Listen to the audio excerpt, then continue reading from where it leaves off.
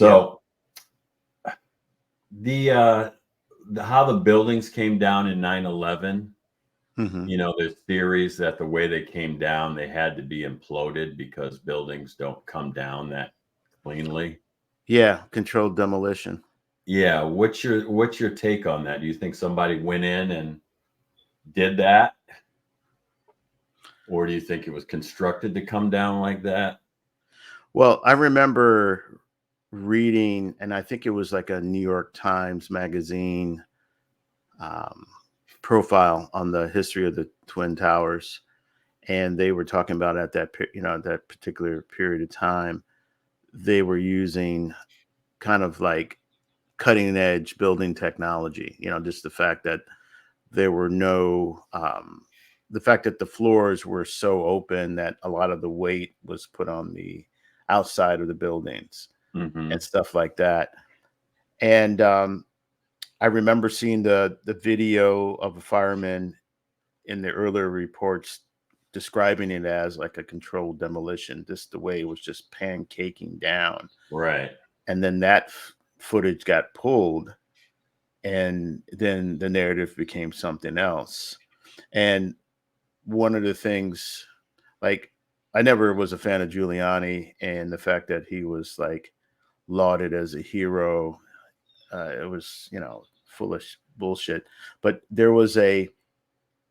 he had the emergency management command center above ground in one of the towers. I think it was Tower 5 or something like that. And connected to it was a 5,000-gallon backup emergency fuel tank. So why would you have this thing above ground and then have all this fuel thing connected to it that eventually contributed to being like an accelerant to the fires and stuff like that? Yeah. And then just all the narrative of things being found, like the CIA and the FBI had safes and case files that were recovered allegedly.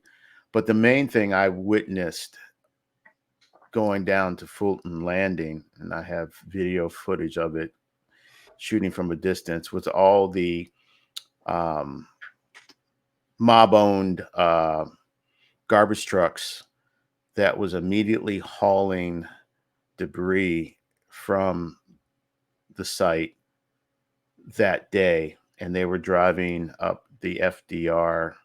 And I just remembered looking through my video camera and zooming in, and I not knowing at the time, but those trucks were basically taking away evidence from an active crime scene, and they were driving it out to their mob controlled scrap yards so they could scrap and sell it. So seeing these trucks drive up FDR, and then seeing like the debris smoke from trailing from the back of them was very interesting. Uh, the Pentagon is a whole different bird. I don't believe a plane hit the Pentagon, given the circumference of the hole and the lack of photo evidence that we have not seen. Hmm. Um, I remember like a decade later, they supposedly showed us an edited clip, and you couldn't make it out what it was that was coming into the Pentagon. It like Hmm. they edited it, and you didn't really, it was just a blur. You didn't see anything. Um, I had the fortunate opportunity to tour the Pentagon after hours back in 2015. Took a whole entire tour of it with ex teammate of mine who was working there, and they have one of the most amazing, incredible military art collections and displays of America's military throughout the ages. They even have like dioramas and stuff like that. It'd make a great coffee table book. But we went on the side to where the plane hit, where they have a memorial, and they have a memorial garden. And I went into the chapel area, and I'm looking around, and I just was like, no fucking way, no fucking plane, no plane hit this. This was like a cruise missile, some type of missile that hit the side, hit the Pentagon. Wow. And that's what I believe. And there's other people I'm sure that believe the same thing. Um, I do believe that there was some type of conspiracy. I do not believe at 36,000 feet at that time in 2001 that people had cell phone access to hear somebody say, let's roll. Mm-hmm. That's Yeah. bullshit. Mm-hmm. Just like Jessica Lynch in Iraq was bullshit. That this, I mean, they were brave. I mean, this Army transportation company took a wrong turn and they got caught up in some shit, but the narrative wasn't like she was, G.I. Jane blazing away at, Iraqi, enemy soldiers and stuff. So it's the same thing with Pat Tillman, like I was thinking exactly when you said that it's to glamorize, it's to it's propaganda. Yeah. It's propaganda. And we'll never really know the truth about Flight 90, that flight over that crashed in Pittsburgh or in Pennsylvania. Some say it had to be shot down. And so again, and all the other anomalies happening. Oh, we were scheduling a military exercise that day when that happened, and we didn't know what was real or what at first. Some type of something happened, and then the Bin Laden family were the only family to get safe passage out of U.S. airspace. Yeah. So I think there was a lot. Yeah. I think there was a lot connected. There was a lot connected to it. Again, like October 7th, people knew. People knew. You had Saudi nationals here learning flight lessons that were on watch lists. And you mean to tell me nobody shared that information because, they were like little boys in the sandbox with their dicks out, and I want to be the top dick. So, I remember reading something, the actor, I forgot his first name, his last name is Wood. He reported something because he noticed something going he was leery about these people aboard this passenger jet, and a week later that happened. He had reported it. I forgot the guy's name. Is it James Woods? James Wood, yeah. Did you hear that? No, I didn't hear about that. I know he's like he's considered a Hollywood right winger. Yes, type, exactly. Yeah. Yeah, I think there was a lot more to it than what we were led on, and I think at that moment in time we really went into this Mariana Trench of surveillance, and now here we are. Like the FISA legislation is getting renewed to allow, surveillance of, so-called. I think it's surveillance of people who, if let me put it this way. Let's say you had a friend that lived overseas, all right, and was on a watch list, unbeknownst to you. Maybe they were with a political group or something of that nature, and they got on the list for surveillance. You could possibly get surveilled as well, even though you're not directly involved with him. Okay. So it's the FISA law, FISA, and I think it got passed or it's about to get passed again, but it adds another layer to the police surveillance state. We're going to get like China eventually, soon. if you have a shitty credit score, you're going to be deemed undesirable or a threat. Yeah. All right, we'll hold on because it's about to become 1984. The remix. Yeah, the real 1984. In fact, they were in the movie theaters last week and this week. They were doing a tribute to 1984 and the music that was popular and the movie. Mm-hmm. They're showing the movie spot. Isn't that funny? I never even thought of equating 1984. I'm always trying to find connections, You're right. Patterns, analogies. Yep. Yeah. And when I think about 1984, besides the book, I think about that Apple commercial that launched the career of Ridley. Well, he already had a successful career as a commercial director, but that just further upped him. But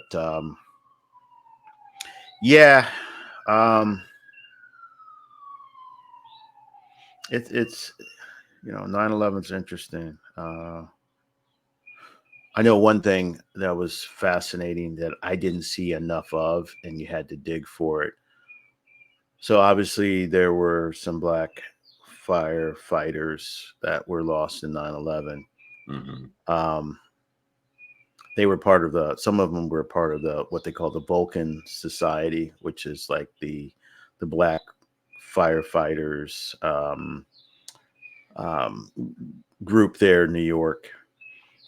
It may be national, but the Vulcan Society, because especially in New York, like other major urban cities, like the police department and the fire department are the last, white male bastions of, fortitude. And it's always been very contentious with black and brown people, male and especially female, and then non-black women, white women, whoever getting into the fire department. I could tell you stories. My father was Cleveland Fire Department captain for 35 years. Oh, I got stories, and then he was in the arson squad. And I can only imagine. He was supposed to be a battalion chief, and they shifted him to the arson squad and then said it wasn't available to him because he was a battalion, because he was on the arson squad. They changed the rules and took him. And then for the black firefighters to be able to study for promotions, they weren't privy to the books. And then the book that they had to all share them. And it's fucked up. And then I think in the last year or so, I heard over, TikTok video, somebody had posted, I think it might have been down south or someplace, I don't know. Guy was at a like a Denny's or something, and there was a birthday celebration for an older white guy. Somehow or another, after people left, the guy was still there, and this brother had a conversation with him, and the conversation was very disturbing because the older white guy, who was a former firefighter, kind of admitted that we left black people sometimes in their burning homes or apartments. Like we didn't apply the same effort to get them out. Of course not. Yeah. And my dad said during the riots, he had to stop white firemen from like destroying things like clothes in the backyard that were on lines that were unaffected by the fire. Yeah. The firemen were just destroying that shit. And my sister told me my dad had to buy out a white fireman to be able to somehow, the way it was aligned, to be captain or a lieutenant, he had to pay someone to help them get out of the, I don't know. I have to ask my sister about that, but it's fucked up, man. It totally, yeah, man. I mean, at all levels. I mean, I remember reading about the the riots there in Cleveland and stuff, and just the fact that there were some casualties that unrelated to the unrest that were killed at random. Yeah, when chaos ensues, you can pretty much have free reign. Yeah, and that's what's I think that's what's frightening. This is a good segue. I feel like that's what's frightening about a concept like a movie Civil War, that I feel it just fell so short of the mark. It was a great, interesting trailer. A24 put a lot of money behind it. That's a company owned by, I believe it's Megan Ellison. She's like the daughter of the guy that created Oracle computers, Larry Ellison. And A24 is like an indie major. So they've put out a lot of interesting, good work. And I just, I watched Civil War last night, and the rest of it, I was just like, huh. Oh, But are we anyway, recording yet? Yeah, I had to look at it differently, and I've got a bunch of notes, so I'll tell you what I go ahead, start, because I have it. Yeah, I'm recording. Okay, so went to see Civil War, saw it in IMAX, and you sent me the preview, what have you, and I said, "Wow, this is cool." And what they were suggesting was, I thought it would more directly mirror politically what is going on here. Right. But what it was taking was a 50,000 foot view of what happens when something like that happens within a country. And it wasn't trying to be accusatory of anyone. It was you had no idea like who the wrongdoers were, but you knew that there was internal strife within the country. Yep. And it shows how humanity works against itself, and what we stand for and what will. Oh, you froze. And I was thinking, wow, I wish that I don't know if it would be a good thing or a bad thing if you had seen it in IMAX, because it was really like jolting. The sounds, they would catch you off guard, the bullets, and the cinematography was amazing. And there was so many things that I took away from that about humanity working against themselves, and how we had this idea of what America should be, and how we were far enough away from the Middle East. We're isolationists, but how we got sucked into all of that stuff for all the wrong reasons, and what our chemical response to that was, and how humans react to that trauma and being under that type of stress, and how norms change under abnormal circumstances, and how those become the norm, which we're seeing now. And then I was thinking of you being a war photographer. I don't know how hyperbolic you saw that, and how, if you could relate to a lot of that stuff. I was disappointed. Like, my job as an Army video journalist primarily was there to tell the soldier's story. And we were part of what they call a military public affairs detachment. So part of also what we did was we processed journalists into theater. So we had a big database of journalists who would come in. We would give them their credentials, and they would be assigned to various theaters in that area, or units, and so forth and so on. depending on what the story was.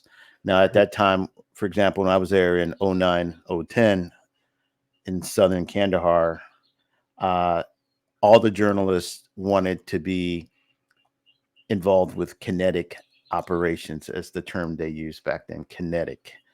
And very few wanted to go on logistical things like supply runs and stuff like that. Everybody wanted to be in the shit. Mm-hmm. Wow. Going out with journalists from news organizations and then seeing this movie, it kind of rankled me because I'm naming off journalists, war journalists right now. And I wrote these down, like Lindsay Addario, Dexter Filkins, Marie Colvin. God, R.I.P. Marie Colvin. She was killed in Syria a few years back. These are just a few of the war journalists that I was around and witnessed. And so I kept on thinking about them and then the representation that was put into this movie. And I was just really disappointed. I mean, just like on some real trivial shit, like you don't go in a war zone with no helmet on. Yeah. Okay. And I'm so sick of Hollywood, especially to some extent with these war movies and stuff. They're so fixated. Oh, we have to see the actor's face, and this suspend our belief that they're running around without a helmet on and not I'm tired of that bullshit. Mm-hmm. And I just felt that uh the he had a good cast that was wasted on a weak script that was very what's that word my friend uses, pastiche. Like he had a lot of sketch ideas, but the connecting tissue was still, it needed still a lot of work, I felt. Mm-hmm. um I saw like what I perceived to be a little homages to Apocalypse Now, um to like even this French film that was like a social commentary on society going into chaos. This film called Weekend by Jean-Luc Godard. Couple takes a weekend drive into the country, and along the way, it's just chaos. So I'm not saying, so I don't know what he watched, Alex Garland, but I don't know. I just feel like it was a wasted. The acting talent was wasted on a weak script, and I just think it was just a bunch of sketch ideas. I mean, What did you expect, and do you think because you're so close to it, because that's something you're very yeah, intimate with, that yeah, experience? yeah. Like I can't suspend my belief after being adjacent and in and around stuff like that. And I'm Mhm. not saying that everything has to be, the realer to the realist, like Save It Private Ryan or some aspects of Black Hawk Down. But for me, it's like it's about like a little bit about the detail. Like, okay, Texas and California versus the rest of the country. I wanted to find out more about that. Okay, so Yeah, how did that come about? they wanted to not be political and be sought after by a broad audience.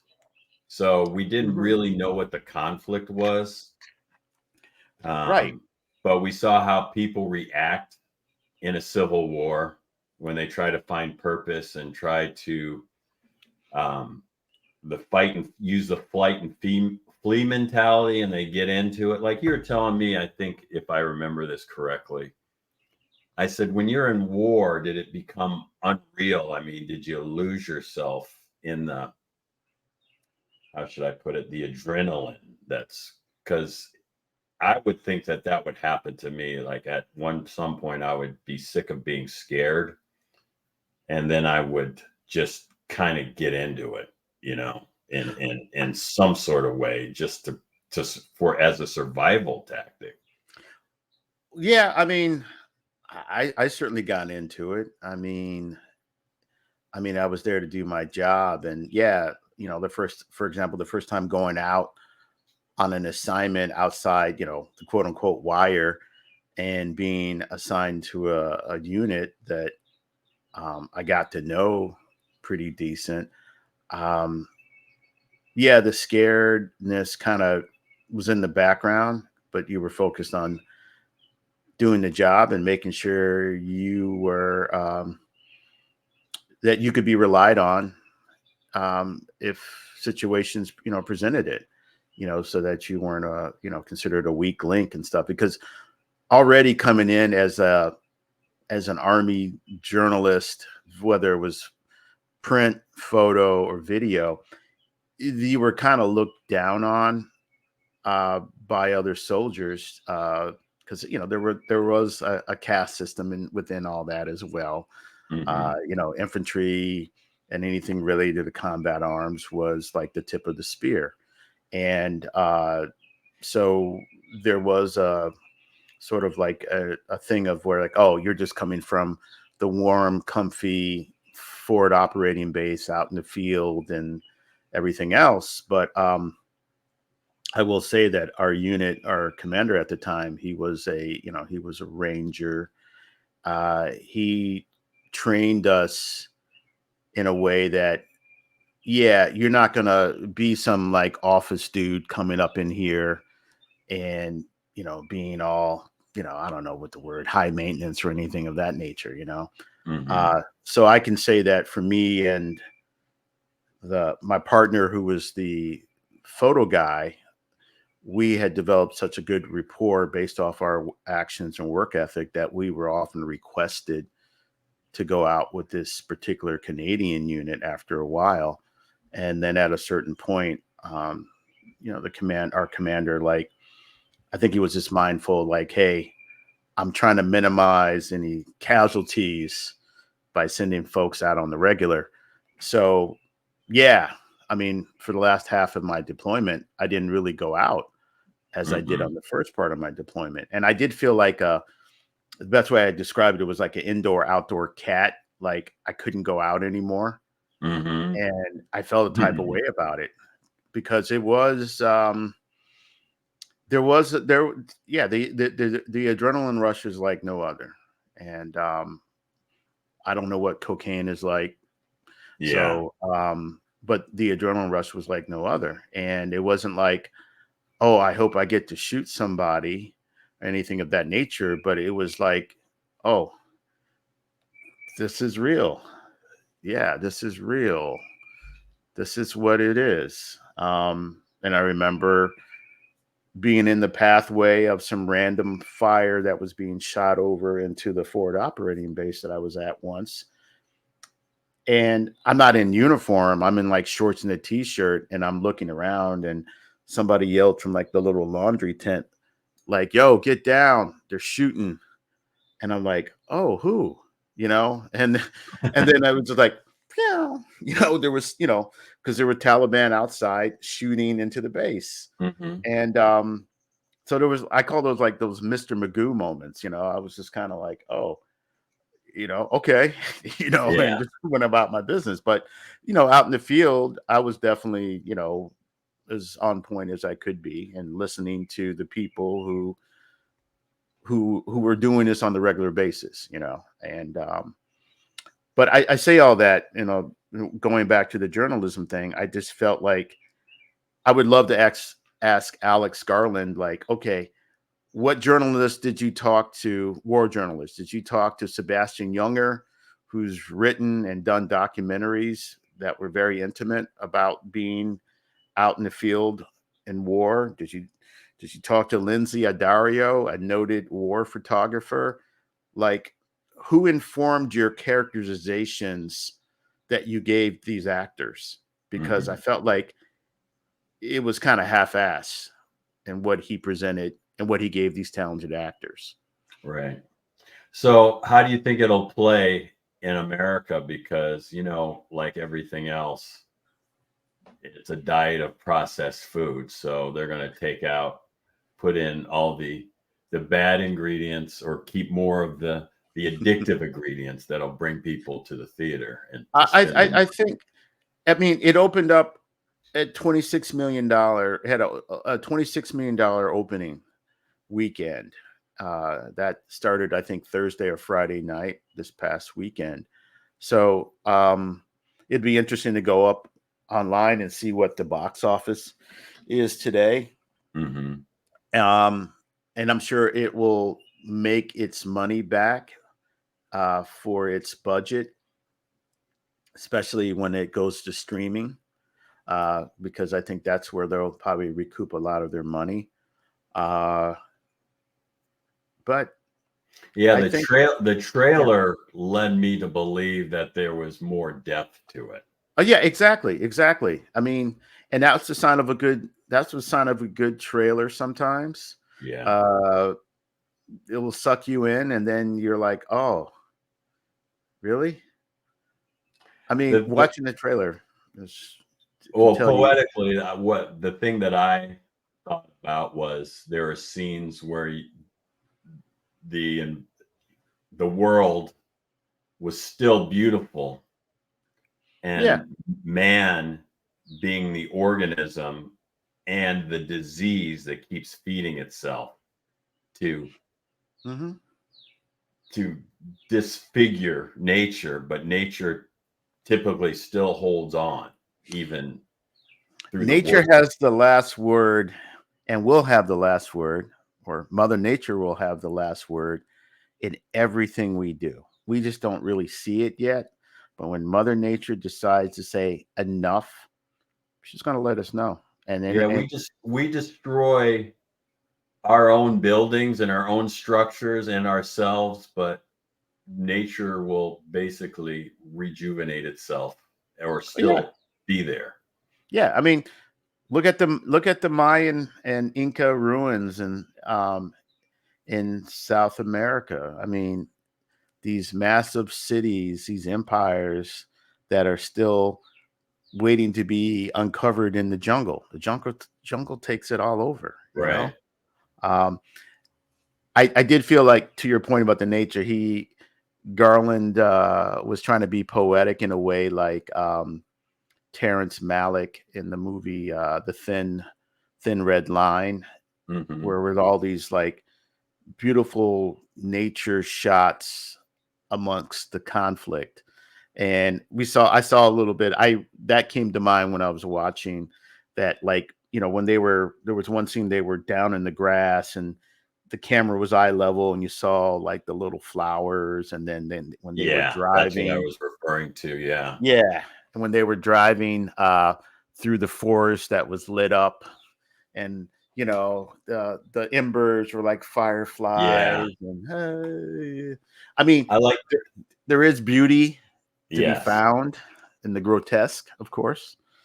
But the thing that I really enjoyed was when they went into the town that was trying to be away from the fray and Yeah, ignore, but yeah. it was still there, And it was embedded.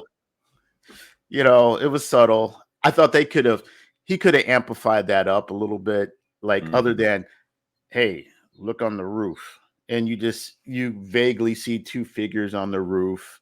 Mhm. Um, I get the metaphor, but I even thought there was irony in having, I like that brother.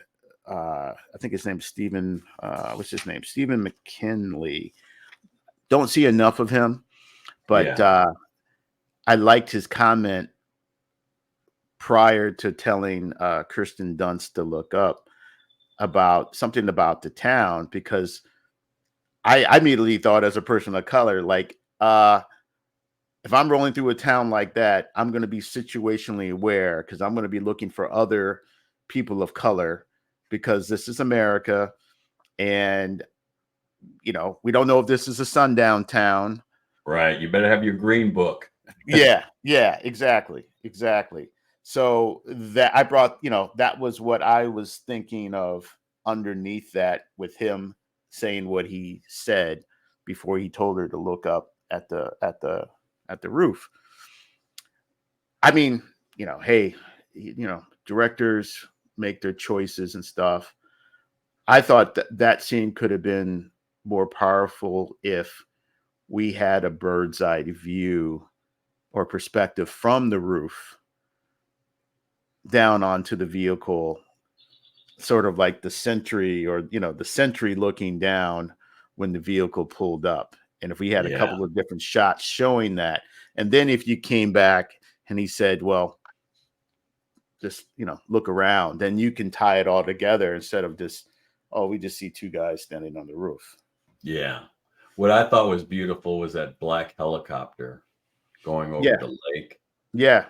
How beautiful that was, Yeah. and how what mankind can make with its machinery and its precision, but Yeah. at the same time, how that can destroy everything, all the good things about it.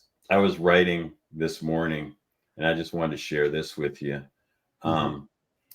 Here are my notes. What happens when the fever becomes the rush that is fed upon by the masses?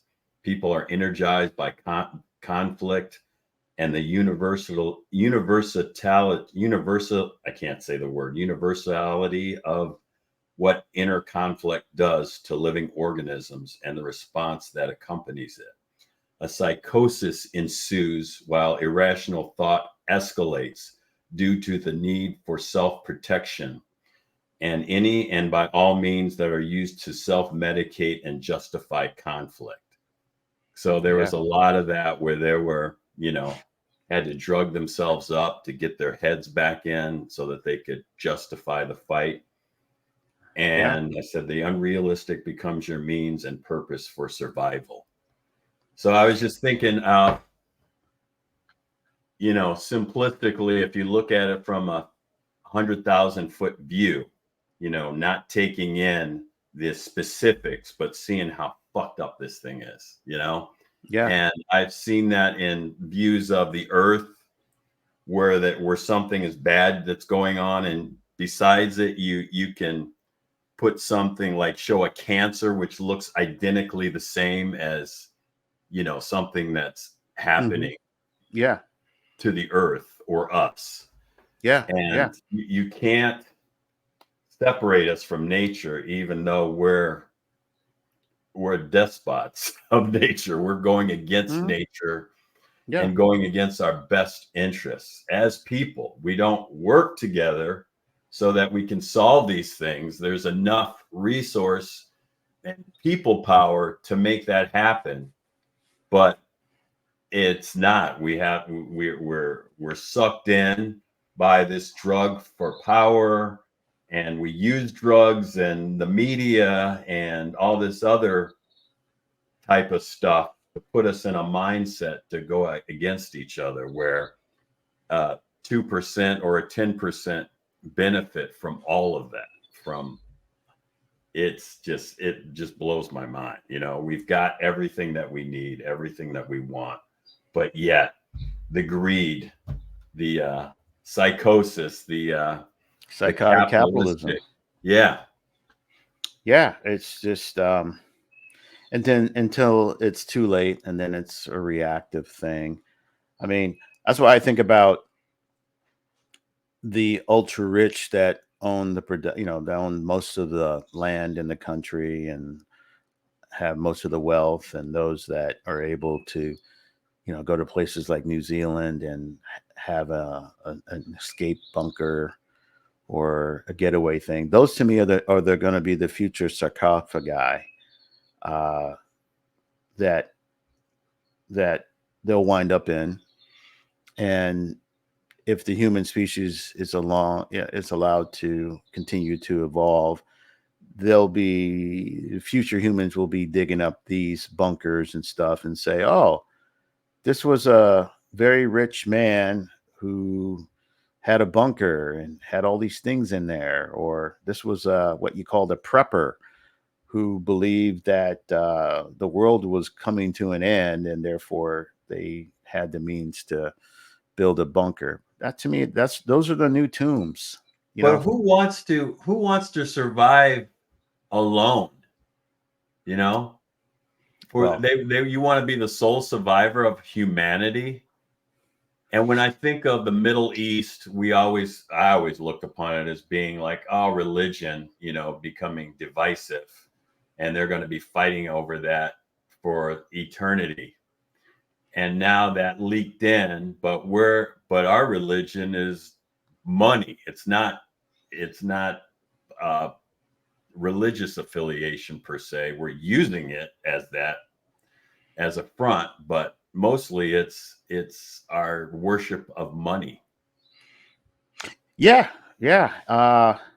It reminds me a little bit of that Neil Gaiman book, American Gods. And you have the tech god, you have these other gods that are now emerging and replacing the old gods. And the old gods are feeling a type of way. I mean, we can kind of see that with organized religion here in America.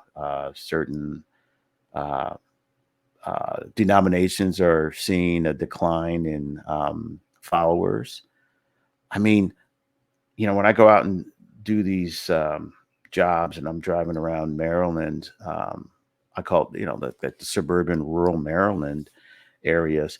I'm just amazed at so many churches, and they're all they're all culturally different. I mean, I've seen, like Korean Christian churches, South Asian Indian, Christian churches, obviously the Episcopalian, Catholic, but all these churches. And I always wonder, like, okay, so how are you all like maintaining parishioners, followers, and what is the future of that particular church? Because all that stuff takes money.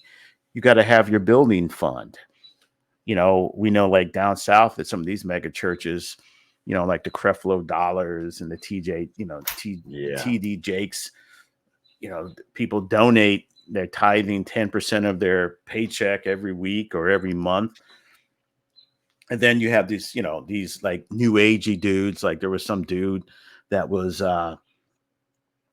in the social media last week because he was wearing a $2,000 pink sweater, and he's like, some mega. He's like a white minister, pastor, and that Joel Osteen vibe and stuff like that. So, religion is a business. Now, That's anybody why can. it's denominational. Mm-hmm.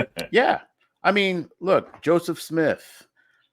I'm going to start my own stuff. I'm going to go out to the American West, Northwest, and I'm going to create my own religion. I found these plates that God told me. I mean, that's America. You get enough people together, you can form something, you can start something, and then you can get the 501(c)(3) status. So anybody can start a church and reap the benefits. Like, I'm going to start a video church, the Church of the Holy Image. Why don't we just skip all this and say, let's just start a cult? I mean, let's start with misinformation. Let's utilize these tools that we have and spread rumor and spread doubt and spread disinformation. That's all that's happening. It's creating mythologies. Humans need mythologies because humans need a sense of purpose. We're born. I was just going to say that. Exactly. That's if we don't, people worship nature, people worship, whatever, and you get enough people to co-sign on it, you're good. I mean, L. Ron Hubbard's the prime example. Scientology. I was thinking about you being a Police fan, and I was thinking about the song "Rehumanize Yourself." Yeah. I remember that song. Yeah. Ghost in the Machine. And then it all comes back to who's framing the conversation. Just like when you see these TikTok videos about follow your passion, do this and do that, like that video you shared about that. Yeah, who's framing that conversation? Somebody who's already got theirs. Yes, So hustle and grind for me so that I yeah, can come up, and most of the rich guys are picking up on somebody else's idea. They just have the funding to do so. oh yeah, yeah.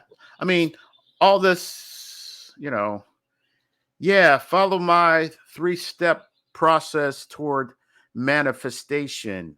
You too can be rich beyond your means. It's not that easy. It's Oh, not that and then easy. I'm making money off of that Hmm. premise Right. Hmm. so that it's a cult following. It's creating a cult. Yeah, it's creating a cult, and people are looking for a fast and easy, quick way and easy way to get rich, because that's what society has broadcasted out here. Um, like especially like the real estate game. Buy properties with no money down. I bought a bunch of houses and I flipped them. Um, sure, it can happen. It's just a matter of where. And Right. how much are you willing to pay for the property taxes and the violations and everything else and the area? You can flip a house. I mean, that's the funny thing I think about, like, for example, in Cleveland, in certain areas around downtown. Yeah, new houses are being built. People are coming in and flipping a house, but all the other houses around it are in some state of disrepair. So who is going to be the pioneer, the settler? And are Yeah. you willing to endure being that? Um, being that. Well, I always saw a circle of life in that response. For instance, when you think about Ohio City, um, a dilapidated community is usually acquired cheaply Hmm. by the art and the gay community, You're right. and they bring it back up and make it into bed and Coffee breakfasts, shops. coffee Yeah. shops, Yeah. and they start to celebrate the history around Hmm. it. Yeah. Then things start to rejuvenate, and then it gets to the point of gentrification, and then Yeah. the people that live in the neighborhood can't afford to live in the neighborhood. So it's the urban circle of life, you know. Yeah. Yeah. I mean, you could be house rich, cash poor. And what gets you is the property taxes. And then you got people that can come in, go to the county assessor, see all the houses or properties that could be in arrears. And depending on every city and municipality is different, but you could go in there and say, okay, I'm going to pay off those arrears, and then maybe theoretically you own the title of the house or the deed. Yeah. Yeah, And there's you been can. whole cities that have been planned for obsolescence by Mhm. not giving them funding or money or what have you to the people that live there. And then they come in and it's Yeah. taken over. It's planned obsolescence.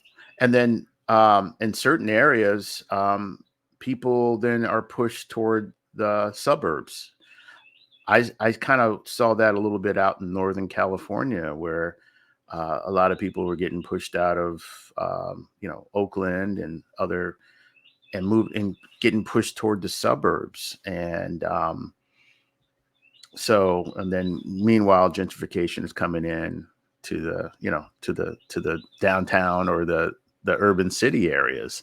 So where's So Oakland at this point? Because I see it's lost another sports team or it's losing it. And did you oh, hear what so happened painful. to the baseball players that were in solidarity with the people of Oakland? They were wearing armbands and Oh, they right were on. promising rookies, and they were sent down to the minor leagues. They were doing well in the first week, but because they supported the fans last year. So It's just too bad, man. I mean, Oakland. I love Oakland. Oakland to me is like Cleveland's sister city in a lot of ways. You know, to me, they are the lands. Yeah. And which they said for a while, but then they changed it up because it was too close to Cleveland. I remember seeing some shirts early on in the Cavs oh, run. really? Yeah. Wow. I have to look those up. I'll show those to you. Yeah, but for the short time I was there, and just witnessing that, yeah, the leaving of the Warriors to go across the bay to San Francisco to a new arena to cater to the tech bros and the uber wealthy left left a lot of people in Oakland feeling a type of way. I remember when I was there, the Warriors used to practice on the top floor at the downtown Marriott. That was their practice facility. I mean, I Really? got video footage. I got video footage of Steph Curry, just shooting around and everything. Because I remember I took that semester I had a sports journalism class, and our dude, his name was Chris Ballard. He writes for Sports Illustrated. He took us to the Warriors practice, and it was very up close and personal. It's not like they stopped and came over and chatted with us, but the fact that you could go up to the top floor and witness that great team, when they started, really started their rise, practicing and hanging out. And so Oakland, the Warriors had a very strong connection to the East Bay and being downtown and the small businesses and stuff. And then when they went across the bay, and then the Raiders, fuck, man, And then Steph Curry has to slap his community in the face with the good times. Oh, that good times bullshit. Yeah. I mean, it's the people some of the people I've talked to that work in the industry or cultural critics. Yeah, nobody's checking for it. There's a dude listed on that as one of the producers. His name is Carl Jones. Now he's a brother, legendary animation brother. He had worked on the Boondocks and stuff like that. So, I can't speak for nobody out there because I'm not out there. I'm not in it that way. But yeah, I'm the sure opportunities are few and far between. So can you really blame him? Yeah, like he's not getting any younger, and hey, people are like, "Yo, I need to think about my retirement and this and that," and it's Netflix. People may have development deals, so yeah, they pick and choose their battles. Working, obviously working within the system and stuff. But I just think that show was trying to. Trying to think that they could be like a Boondocks for a new generation, and it nowhere near. So it's unfortunate, and I just Good Times as an animated series. Again, it's one of those head scratcher things. Like who pitched that, and why? Why? Well, look at the music industry and what reaches us. Yeah, musically from hip hop, yeah. based on what's out there. We don't get the conscientious stuff that we used to get. Nope, you have to find it. You have to dig for it. Most of my new music comes from the BBC Radio 6. Yeah, I'm glad you introduced me to. I got to go to that. I mean, if it's not Giles Peterson or Benji B, it's the other. There's so many other great music curators on that station. Jam, Supernova. You got Groovio and Fabio and Groove Rider. OGs with the drum and bass and stuff like that. Just really good music curation that you're not going to get here. It's on a becoming like level. jazz, Exactly. To find the good stuff, you have to be a you have to be aware. You have to go further. You have to I mean, reach like when further. I listen to like either Giles or Benji, um, I mean, I'm often introduced to our own U.S. artists that I wouldn't have not known about Yeah. because they're not played here unless you're on some progressive college radio Yep. station or a streaming station, um, in that way. So yeah, you got to do a lot of curation out here now, and to find the good things out here, man. Well, things have to go overseas and come back. We're not. Historically, yeah. We don't. We don't create things. We copy things. I mean, I mean, let's talk about your people's A Morning Black. I mean, the most obvious. Yeah. Like, I mean, they should be here. They should be like amplified so much more here. And Mm-hmm. I'm glad they know where to go to earn a living and perform overseas because the audiences get it and are appreciative. And I mean, even the fact like in They're Cleveland, more I mean, evolved. Yeah. yes, like that should be that group should be like a Cleveland gem, and they should be amplified that way, especially in Cleveland. So yeah, You know what it reminds me of? It reminds me of what the WNBA is, and the mhm. only way that it will evolve. I've just thought about this. Like all those players have to go overseas Yeah, to make their money, but yeah. now Caitlin, whatever her name is, Oh, Caitlin Clark. Yeah, Clark, now she's the great white hope, yeah. and They've now been she's the amplifying her goat. like that.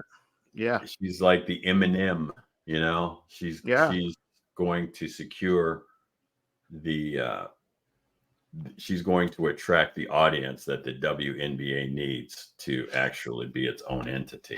For this generation, Yeah, and because the NBA was in trouble because of, especially when Iverson came in, I love you know, Iverson. Stern didn't like the way that he dressed and his hip hop stylings per se. Yeah, So I yeah, just thinking about that right now, I was thinking, so that's one of the reasons why the NBA has gone towards a more European style of play and player. yeah. Because theoretically, the European players are trained better, a different attitude approaching the game, especially when it comes to defense. Yeah, Nobody very few people in the NBA, and I've heard the OGs on these talk shows talk about that nobody plays defense. There's very few people that play defense, and that was you had to have defense. Like Michael Jordan, besides his greatness in shooting and everything else, he was a badass defensive player. right. And Dennis Rodman, Bill Laimbeer. I mean, a lot of these old head. I mean, defense. There was also a hatred too. There wasn't a friendship where the guys Yes, yes, yes, shared the same yeah, agents and the same trainers. yeah, But I think that's also smart too. They can band together and understand that they can be a powerful entity because they have the most out of all the sports. They have ownership of the league. They're 55%. I guess they get like 50% or 45%, where the NFL is probably the highest drawing sport, and those people are just used. the NFL's plantation. Okay, that's like Exactly. it's like Spartacus. It's the gladiators and the owners of the gladiators. And but yeah, the NFL yeah, it still has a long way to go. And the fact And that that's why you see a lot of these athletes going into podcasting, because they want to create and share their own narrative and their own expertise. and also create more revenue streams for themselves because they Oh see the yeah. examples that LeBron, Steph Curry, Magic have done, and having diversified business interests. You know who's like a real quiet OG that came from the NBA that is, and I like his style, Joe Dumars. He Hmm. played for The Detroit. Pistons. Yeah. That dude, Is he still the GM? no, he has his company. Uh, he got savvy in his later playing days and got into the automotive business as a supplier of parts. That guy, I mean, he's probably uh, up there near Jordan worth wise. Flies under the radar, but that guy's achievements need to be in business textbooks, need to be front and center to a lot of these NBA players, just to show like where a person can go and elevate it. Joe Dumars, man, like I would love to do a documentary on him. Um, everybody focuses on Mike. Oh, Mike's a billionaire and he's done. No, Joe Dumars. Joe Yeah. Dumars. Much respect to Joe Dumars. Yeah. Um, some of these young heads, though, they are of the moment.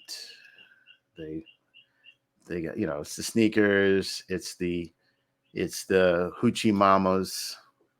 Um, yeah, and they're of the moment, and it's only afterwards, if they don't get course corrected, do they then wake up and try to do stuff. But most of the time, man, they just want to party and get their fly rides and get their Get theirs bitches. and show Yeah, theirs.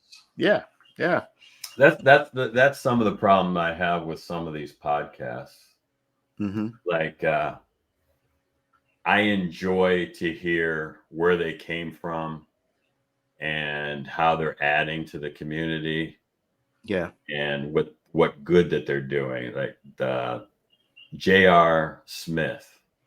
Oh, yes. I don't know if he has 100%. a podcast, but I like the epiphany he finally is having. Yeah, You know. that Netflix series is a much watch. Oh, really? I didn't know there was one about Yeah. him. I'll have to Yeah, check there's a it out. there's a much watch series. It chronicles his journey going through where did he go to school? One of the historically black colleges, and he was playing golf Yeah. for one of the schools.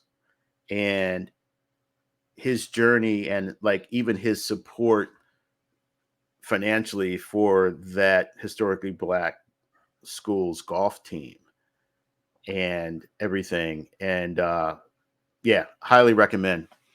I love J.R. Smith, and seeing that, to your point, yes, his I call, Evolution. yeah, Saul on the road to Damascus moment, Hmm. uh awakening. Yeah. Much respect for J.R. Smith. I have one of it. I have like his, I hope I didn't give it away when I moved or lost it, but I The should, the the tattoo one? yeah, the skin shirt. Yes. Oh wow, that Yeah. that Yeah. that wow. I wish I had purchased. I don't know why I didn't. Yeah. I wonder if there's still some online. They might be out there, but Were you at the parade? I went to the parade. no, I was in Oakland at the time. Oh wow, I made sure that I was I'm not that far away, but yeah, that was just crazy. I have pictures I'll have to share with you. JR with Yeah. the shirt off and I remember I would do Facebook Live from the streets of Oakland during the playoffs. oh. And that was interesting. I mean, I was very like kind of situationally aware because folks, it's How Oakland. sickening did that become? Did you almost want that series to be over, especially when Irving decided to depart? Uh I just knew that like after that 2016 thing, I didn't feel like we were going to repeat again. I just didn't see it happening. I do. There is a Facebook. If you go down further enough in the Facebook feed, I did record myself like crying when they won because I'm watching the game on my iMac and Uh-huh. I'm like, yo, you don't understand. If you ain't from Cleveland, you don't understand. And it was heartfelt, man, because that I was felt amazing. you know what I equate that to? I felt like I was in war, Yeah, and when they won, I couldn't believe it. I didn't feel either kind of way. yeah, And I expected them to lose. I expected them to lose like every sports team did. And when it happened, you know how some people say they win the championship and it doesn't hit them for a couple of days, or if there's a death in the family, or it was akin to that. yeah. And then the way that I was expecting to feel, I never felt that way. Mm, So to me, it's unreal. And then it took me, I guess it took away my love for sports in a lot of ways, because then it was the especially when the tribe couldn't get that number one starter, and it was yeah. just anxiousness and just being exhausted by the whole, like, coming so close and losing. And then when the Cavs finally won, it was like, that's it. Yeah. But that Yeah. that was my feeling. Yeah. I think that's an interesting thing, especially these days with like pursuits of championship and these big goals. Cause I think there's so much hype built up around grabbing the ring. And then when Mhm. you do get it, depending on where you are in your life or career or whatever, it can feel kind of like what's that? What was that? Bud Light, less filling tastes great. Or was that Miller? That saying from back in the day Yeah, that about was beer. light beer. Yeah, light Yeah, beer from Miller. yeah, yeah. But I think that's just a product of our overly, materialistic society. Like there's so much fixation grabbing the bag, getting Yeah, the ring. the grind, Then you get it. excellence. Yeah, Then it's like, greatness. oh, okay, I'm here. Then it's like, yeah, what's next? What's Hmm. next? I And that's mean, that's the cause of greed. You never have enough. You have to strive for more, strive for more. well, they That's why talk, I like people yeah, like Barry Sanders. yeah, yep, He called it quits, had enough, was very and you walk gracious. away. Yeah, Yeah, yep. And knowing that, I mean, you could even say that about the Beatles, or at one point in time, just the fact that like, hey, we're good, we're enough, yeah. I'm enough, and that takes a real, I feel like a real emotional maturity, because I mean, a lot of stuff is driven by ego, and we see that all the time. I mean, how long is LeBron realistically going to play? I And mean, is anyone really paying attention to him anymore? right, right. I don't. I mean, yeah, he is a goat. He is not the goat. You know, um, I don't get into these arguments who's better, LeBron or The MJ, stuff because the stuff that's on the internet, I can't believe, like, we're still talking about Jordan and what he did in practice. And I mean, we're grasping for controversy from yeah, 30, 40 years ago. yeah. I mean, it's While great that meanwhile, democracy is on the ballot. And those are the real wars. If we're going to fight something and pay attention to real drama and things that really affect us, yeah, those are the things. That's the real sport, instead of watching something on TV that mimics it, yeah, that we yeah. find entertaining. Well, it's all distracting, like look over there. Look over there. You know? I mean, And I'll just say like with the passing of OJ, um, and the fact that there is this other theory that his son may have yeah, been the culprit. because everybody was focused on OJ and nobody was really focused on widening the pool of potential suspects. It was OJ. That's what it was, and that's what it is. Mhm. And now another emerging narrative is that it was some mafia contracted killers who did that because there was some drug money owed and they needed to send a message. Well, Now, did you hear that NDAs were signed at his deathbed no, I wasn't aware. by family members? Hmm. What the hell is that about? Money and Of course. yeah, I mean, it's not like the Goldmans um, or the Browns are they're gonna continue to try to fight to get something, but I mean, his pension is done with. It'll Yeah, really they be couldn't touch his pension anyway. They couldn't yeah, touch it. And they took over rights to his book, yeah. If I Did It, which Hmm. was insane. Well, he was a narcissist, egomaniac. Yeah. And he's a And Trumper. yeah, he probably had CTE, all Yeah. that. Same with Jim Brown. They were cut from the same mold. Yeah, That's why yeah, they hated each other, because they were so much alike. yeah. And they both wanted to be the top dog. But Yeah. if you think about it, OJ was more palatable to Palatable. Yeah. palatable to mainstream, where Jim Brown was, he was that bad brother. He was still rough and tumble around the edges. Even though they were both in Hollywood, you're not going to see Jim Brown do an old Hertz commercial. The funny thing about I see Marcus Allen to OJ Simpson was the Kobe to Michael, Mm-hmm. Yeah, but yeah. Marcus was the mild version. Mm-hmm. He kept his shit quiet. Yeah, yeah. And yeah, it's America, man. It's America, and especially as a successful black male that is transcending mainstream, it's a slippery slope, and It's a everybody, narcotic. Yeah. yeah, everybody, you know, I mean, even Michael Jordan, I mean, he didn't get through this unscathed, like his father was murdered, Well, and luckily, he would have had to be more political if he had come up through the age of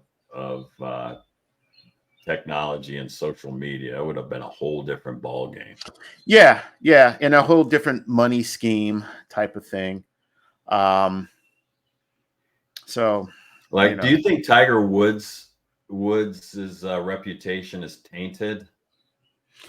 uh, no, I think it's really about who's framing that conversation. Like, I I, find myself still cheering for him, but I don't personally like him as a human being, yeah, yeah, mostly on his political stance and yeah, his deniability. yeah. I'm Blasian, or what is Yeah, it? No, he used it. Calabazian. Yeah, he used it monetarily, and I think of Jordan, when he talked about Republicans buy shoes too. I mean, I get it, but historically in the black community, fair or unfair, those are Yeah, the people that are looked upon as our community leaders. yeah. Or as Dave Chappelle did in one of his brilliant skits back in the day, commenting on celebrity feedback about real things. What does Ja Rule think? Yeah. I mean, let's ask Ja Rule about what's going on in the Middle East. Yeah. Um, but that's it's the cult of personality, man, that people flock to. Uh, Kanye, I mean, Living Color was so prescient with that great track back in 88, 89, Cult of Personality. Yeah. That's what it's all about. Trump is he's one of those examples. Look into my eyes. What do you see? I see the cult of personality. Mm-hmm. Um, When and Trump came, I saw Mussolini. I saw it seemed yeah. like he was re-embodied into Trump. I mean, just the gestures and the Oh poses and yeah. Yeah. arrogance. Remix. Yeah. Yeah. Um, I don't know if I mentioned this in one of our conversations, but if you go to if you watch the Rage Against the Machine video that Michael Moore directed, Bulls on Parade is at the track. And they do an impromptu video down on Wall Street. Oh, I And remember that. Yeah. about a minute 18 in, you see a guy holding up a Trump for president sign. And the video was in 1999. What's happened to Michael Moore? I don't know. He's just getting old, and he's He's wealthy. around, but I was less impressed, during the last presidential run. I don't know what it was. I can't quite put a finger on it, but he became a caricature more. Yeah, I think that guy from Flint, Michigan, persona worked for a particular period of time, Mm-hmm. but I don't know if that formula evolved Yeah. like it maybe needed to. The everyday guy. Yeah, because after a while, you're not necessarily can be the everyday guy, and every man. every That's man. every man. Yeah, and that's the thing. What do you want? Do you want fame or do you want fortune? Mm-hmm. If I have the choice, I want fortune. Fuck the fame. Yeah. I want to still be able to go to the pizza joint and not be looked at or noted or anything of that nature. Because fame is a drug. It's like crack. It's like cocaine. Yeah. Feed your ego. And most people live through some measure of their ego. That's where they see the world through, Until you realize the instability of it and how I'm trying to think of the word, unsustainable it is over the long run. Yeah, yeah. Fleeting. It's like beauty. It's like youth. It's fleeting. And people going out here doing all sorts of things to stay in the public eye. Look at Madonna, man. What a oh yeah, Madge. The plastic surgery. Trying to hold on for dear life. Yeah, because that's what defined you. That's what you want that to be the defining thing of your life, what you had and who you were and what you look like. I mean, make no mistake, she already has her place in music history, but it's just about how do you want to go out? You know what the sad part about that is? She'll make more money dead. Yeah, like anybody. She'll be better remembered, and they'll go back to the prime of her career, and she'll be more celebrated at that point. I think that and you bring up an interesting point. I think that will be predicated upon how her music is presented to a new generation. You know what I mean?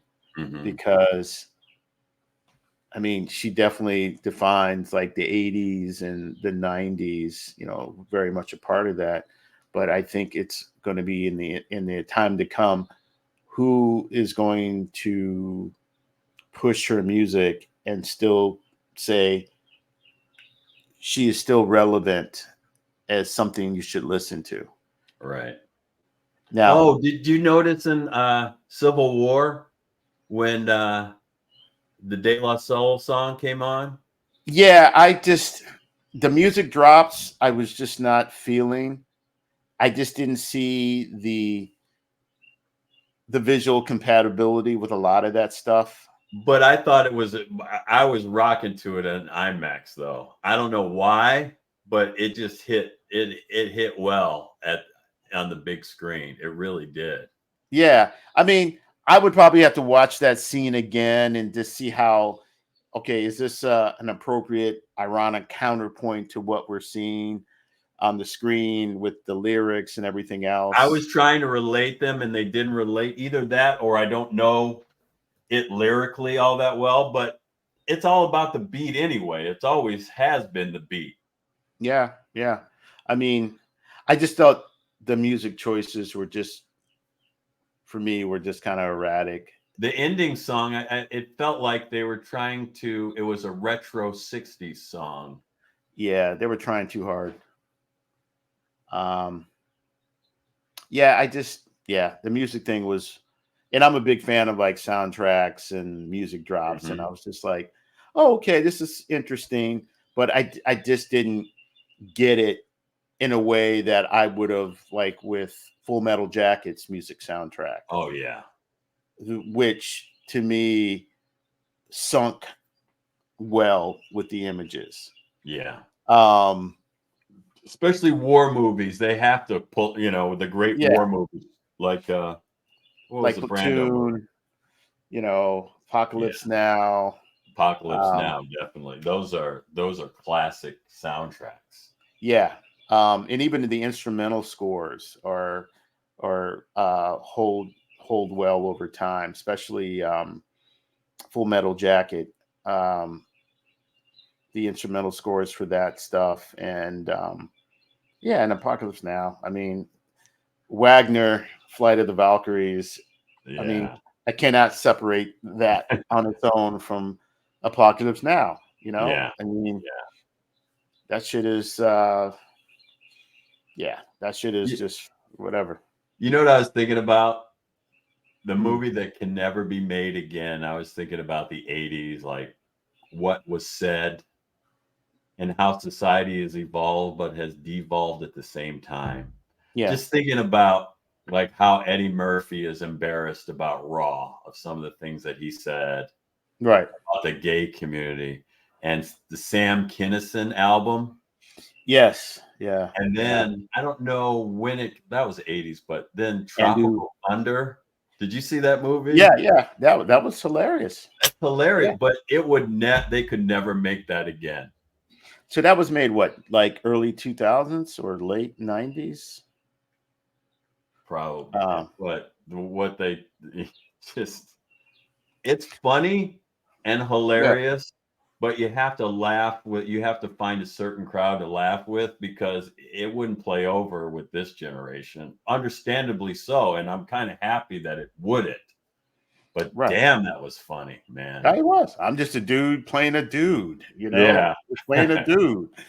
I mean, and yeah, Robert Downey Jr. was, I mean, he was perfect for that. And He how was about the Simple Bob character? Simple Bob. There he was doing this the Ben Schiller. Yeah, yeah. They're harking back to him being Simple Bob, who was a mentally challenged kid. Oh, yeah, yeah. Stuff like that. No, no, Oh no, yeah, not that today. no, No, no. not today. Um, I'm also thinking you brought back. You said Sam Kinison. I'm thinking about Andrew Dice Clay. I Oh mean, yeah, yeah, like his albums, comedy albums, like, yeah, you couldn't play that today. You could play it mm-mm. on Sirius Radio FM or something, but not on some public stuff, because yeah, you're gonna rankle somebody's. I did, reference and context. Uh, that's what it comes down to. I mean, a lot of the cultural references, a lot of people are not um, privy to or exposed to these days. So certain things, they're not going to react in a certain way because they don't have the reference point. Well, and the people that are opposed to change are the same people that are saying, "Ah, you're snowflakes. You're this. You're that." And I'm glad that there was this evolution because I was thinking of Mike D talking about the first Beastie Boys album and what it was, and you think Mhm. about the lyrics, Yeah, yeah. misogyny. I did it I like mean, this. I did it like that. I did it with a wiffle ball, With and all I'm that. still. It's the beat, man. Yeah. I am still vibing on that. Or, you know, the lyric like we all switch paces when we ring the Ring bell. the bell. I mean, come on, bro. Yeah. I mean, uh, But it yeah. was I mean, but it was what do you call it? Slap humor. What is that word? slapstick Slapstick humor. It was the Three Stooges with with a Jerry MP3. Lewis, you Yeah, know? yeah, yeah, yeah. I mean, the Beastie Boys would have been people that would have gone to Shaker. Mhm. Like Oh that's yeah. A that's cross yeah. melanation or cross Mhm. cultural Yeah. joining. Exactly. I mean, that's why in some ways they resonated with me because it was like there was this familiarity. Like, I know your type. And that's Yeah. why De La Soul resonated with us Yeah. Yes. because it Yes. was an informed, conscientious, Yeah. suburban look at hip hop. Clever and everything. You know, Long Island. Yeah, Long Island is like an adjacent planet to like Shaker, certain parts of Long Island, obviously. But Yeah. um, but just how fertile Long Island contributed to foundational hip hop is amazing. I mean, all the groups. That's like to me the equivalent to Minneapolis with not just Prince, but Mint Condition, um, Husker Du, the Yeah, Replacements. exactly. They all culturally mixed. It was a melting pot, and Yeah, yeah, yeah. they even sound the same. Like I In said, some when I ways, went to go yeah, see the Prince Experience, yeah, you could tell they're all from Minneapolis, yeah, yep, and they were an artistic collective.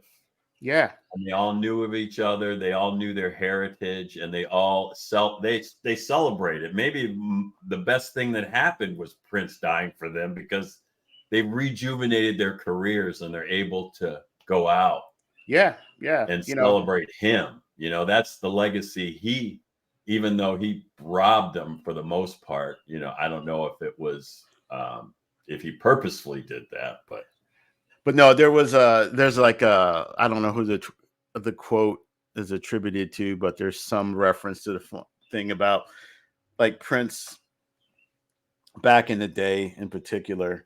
It's like, yo, you can't play a note around Prince because he'll grab it right out of the air. So, yeah, yeah. so that's that thing, you know.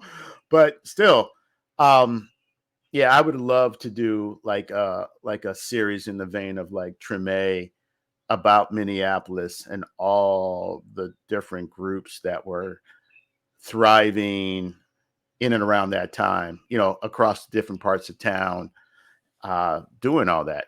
You know, I chuckle. I think about I did a deep dive on the Times 77 was it 777 right? 9311. That So drum beat is oh, and that's Morris historic. supposedly.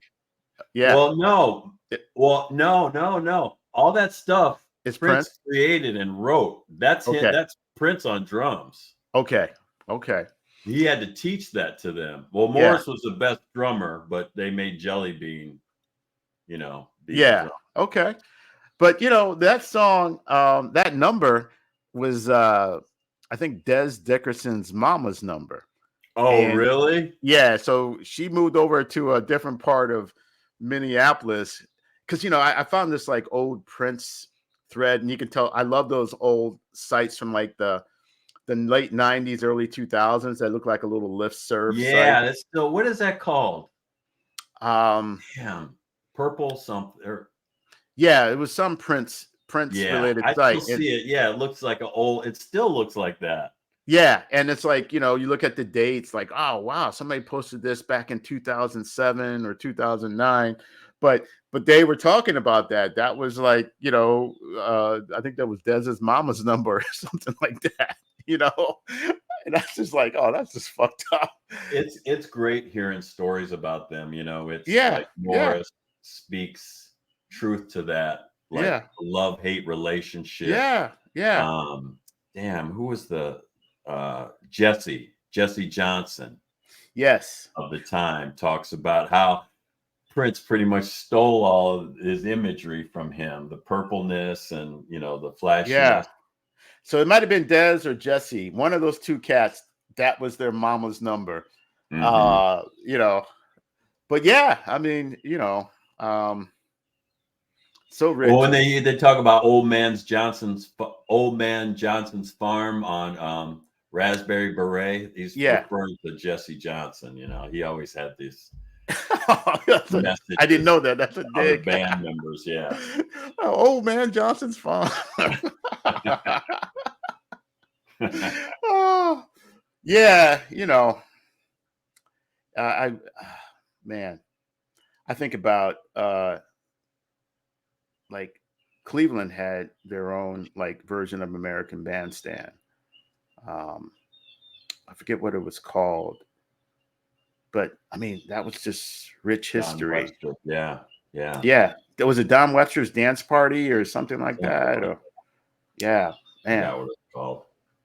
And then the Daz Band, Kinsman was what they were initially called, the Kinsman Daz Band. There are a lot of Ohio groups. I mean, You know, George Clinton. I mean, funk, Cincinnati, Dayton, Dayton, yes, Cleveland, yeah. I mean, think about Akron. all the groups that didn't get out that were just as good or even better. Like the musicians type of thing. Oh yeah. I mean, even like Howard Hewitt, from Yep. Switch. I James mean, Ingram from yeah, Akron. yeah. Like I have a good friend, who's a musician from Akron. He went to Butel, Bucknell. Bucknell. Yeah, he probably he'd probably be like, "Yo, it's Bucktel." Killing it. Yeah, but yeah, I mean, he knows all that like history and stuff like that. Did you know John Meadows? I met him in college. Was he a drummer? Yes. Vaguely familiar. High energy dude. I haven't seen him since Yeah. my college days, but I didn't know he was from Shake. A lot of energy, I just wondered what happened if you Well, like, I think about like all the talented cats like Kerwin Kane, like this guy you mentioned, John Meadows. Yeah, I mean, so many, man. and just all the people we didn't hear about. I didn't know did John Dent play an instrument, and who was that band that you guys what was it comprised of that you're trying to formulate in your basement? It was me, John. I forget who was on drums. It was like literally like really short lived. Yeah. Like an hour? Yeah, like an hour. Yeah. Setting up in my basement. Yeah. Yeah. I'm just like, no. If I was going to be in the music business, I'd be on the songwriting side and the publishing side. Yeah, it seems like a lot of people went the production side. I didn't know that John Denny was part of Levert. I didn't know that. Oh, in the early days, yeah. Because I always associate John with the keyboards. He was a very, very dope keyboard engineer, all that. So yeah, we got to get him on. I'm glad he had a chance to check out the podcast yesterday. Oh, did he? Yeah. If you go to our Shaker page, he commented. He gave us thanks for. So are people looking at these? I didn't check. I just know that you had just posted. Let me take a look here. See the morning after. Let's see. Yesterday was the Hindu Holi Festival. I love that, the colors. Well, it's looking like we had the post reached 119 people thus far. Okay. I apologize to John because I spelled his name wrong. It should have been Jon. Oh, that's right. We have 7 comments on that. But we could probably go to the YouTube page. and let's see if yeah, we got 4 likes. We have 7 subscribers so far. Really? Yeah, Nice. yeah. So Thanks, people. yeah, Hey, how about this Van Aken Rapid t-shirt? How about that? there you I know go. it's a little overdone, but hey.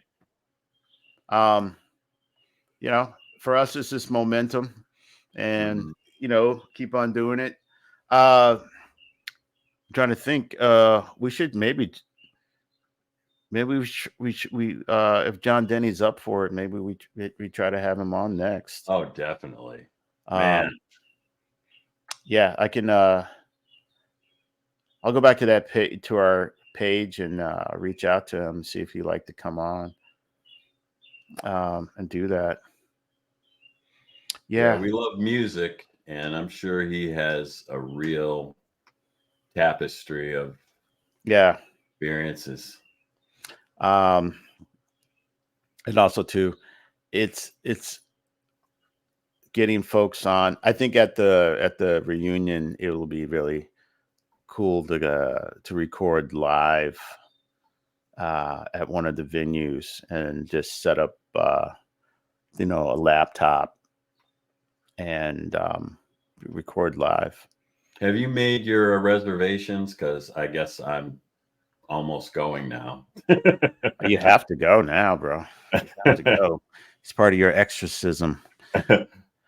Do you have any reservations? Have you made reservations? No, I haven't yet. Everything for me. Oh, let me see. We're at 1:43. Let me stop it, then we can continue to talk. Yeah. Oh, by the way. Yeah.